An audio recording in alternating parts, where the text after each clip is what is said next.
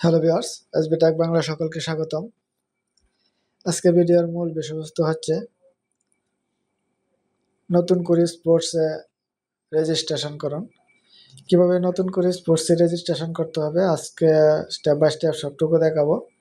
এটা মোবাইল দিয়েও করা সম্ভব, ল্যাপটপ, কম্পিউটার এবং মোবাইল সবগুলো ডিভাইস দিয়ে করতে পারবেন। তা আজকে আমি শুধু মোবাইল দিয়ে কীভাবে করতে হবে সেটা দেখাবো। এটা হলো আমার মোবাইলের স্ক্রিন। তাই আমি মোবাইলে প্রথমে চলে যাব একটি গুগল ক্রোম ব্রাউজারে। আমি গুগল ক্রোম ব্রাউজারে চলে গেলাম। আমি এখানে সার্চ বারে লিখলাম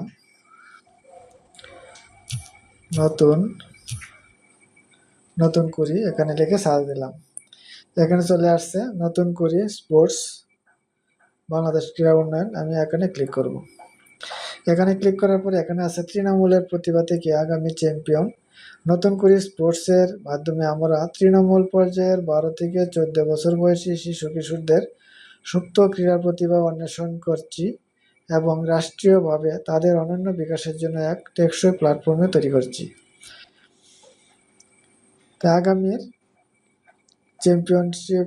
চ্যাম্পিয়ন তৈরি করার জন্য মূলত এই চিন্তাভাবনা থেকে উদ্যোগ নেওয়া নতুন করি। তো নতুন করি এই ওয়েবসাইটে প্রথমে নিবন্ধন করতে হবে, নিবন্ধন অথবা রেজিস্ট্রেশন। এটা রেজিস্ট্রেশন করার পরে মোবাইলে একটি মেসেজ যাবে এবং পরবর্তী অবস্থাও জানা যাবে। এটা আবেদনের লাস্ট দিন হচ্ছে 27 তারিখ। 27 তারিখেই আবেদন করা শেষ। তাই আমি দেখাবো এখন কীভাবে নিবন্ধন করতে হবে।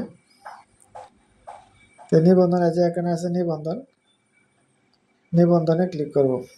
তবে এর আগে বলে দিই যে আবেদন করার পরে আবেদনের অবস্থায় ক্লিক করলে এখানে রেজিস্ট্রেশন নাম্বারটা দিলে অথবা জন্ম নিবন্ধন নাম্বারটা দিলে কিন্তু সার্চ করলেই আবেদনের অবস্থা চেক করা যাবে। তো আমি যেহেতু নতুন রেজিস্ট্রেশন করব, আমি এখানে ক্লিক করলাম, এই যে নতুন রেজিস্ট্রেশন, আমি এখানে ক্লিক করলাম। এখানে আছে অনলাইন ফর্ম নির্দেশিকা আছে, নির্দেশিকাটা পরে নিতে পারেন এবং অফলাইন নিবন্ধন ফর্ম ডাউনলোড করতে পারা যাবে। এখানে আবেদন জমা দেওয়ার পর আপনি একটি রেজিস্ট্রেশন নাম্বার পাবেন, যার মাধ্যমে আপনার আবেদনের অবস্থা ট্র্যাক করতে পারবেন। এছাড়া যদিও কোনো ভুল তথ্য থাকে তাহলে ট্র্যাক করার মাধ্যমে সেটি সংশোধন করতে পারবেন।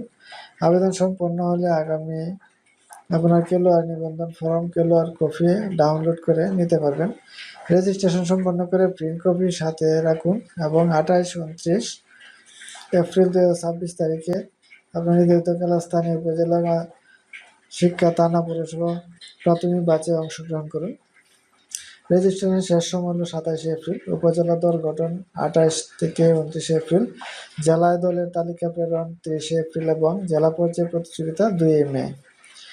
এখানে আছে ব্যক্তিগত তথ্য ও যোগাযোগ। এখানে আছে খেলোয়াড়ের নাম, বাংলা খেলোয়াড়ের নাম লিখতে হবে প্রথম, তারপরে ইংলিশ নামটা লিখতে হবে জন্ম নিবন্ধন অনুসারে, তারপরে জন্ম নিবন্ধন নাম্বারটা এখানে দিতে হবে, জন্ম তারিখটা লিখতে হবে এবং লিঙ্গ বাছাই করতে হবে, ছেলের নামে কিশোর কিশোরী। এখানে জন্ম তারিখ 2 মে 2012 থেকে 2 মে 2014 এর মধ্যে হতে হবে। তাহলে আপনারা জন্ম তারিখটা দিবেন 2 মে 2012 এবং 2 মে 2014, দুইটা থেকে একটা তারিখ আপনারা দিবেন। এখানে দুইটা তারিখ দেওয়া আছে, দুইটা তারিখেই আপনারা ব্যবহার করবেন, একটা দিয়ে না হলে আরেকটা। তারপর পিতার নামটা লিখবেন, মাতার নাম লিখবেন, এখানে অভিভাবকের নাম লিখবেন, অভিভাবকের এনআইডি নাম্বারটা দিবেন, মোবাইল নাম্বার দিবেন। তারপরে এখানে আছে ছবি আপলোড করুন। এখানে ক্লিক করলেই কিন্তু দেখাবে কোথায় ছবিটা আছে। ছবিটা কিন্তু এই যে ফটোসে ক্লিক করলে কিন্তু ছবিটা দেখাবে। আমি যে কোনো একটা ছবি সিলেক্ট করলে এখানে চলে যাবে।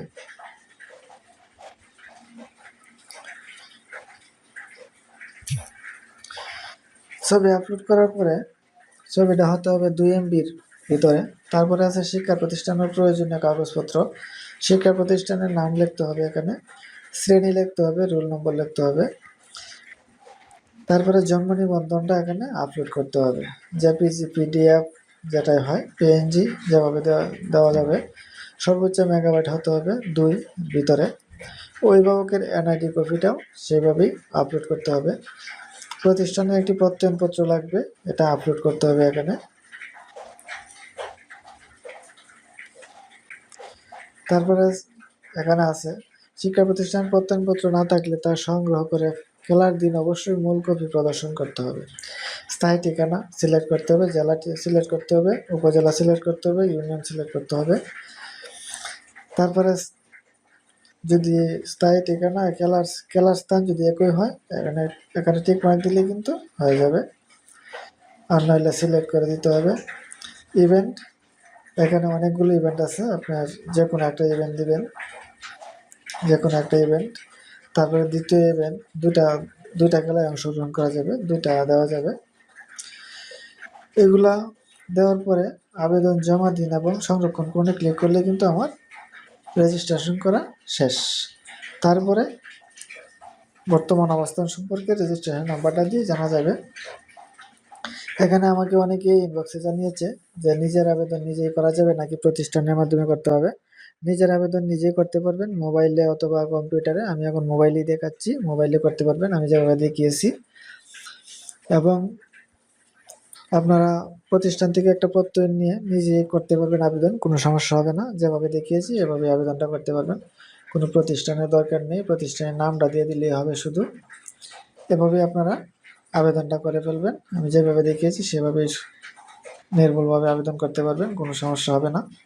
হ্যালো ভিউয়ার্স, আজকের ভিডিওটা এ পর্যন্তই। কীভাবে নতুন করে স্পোর্টস 2026-এ রেজিস্ট্রেশন করতে হবে সেটুকু দেখালাম।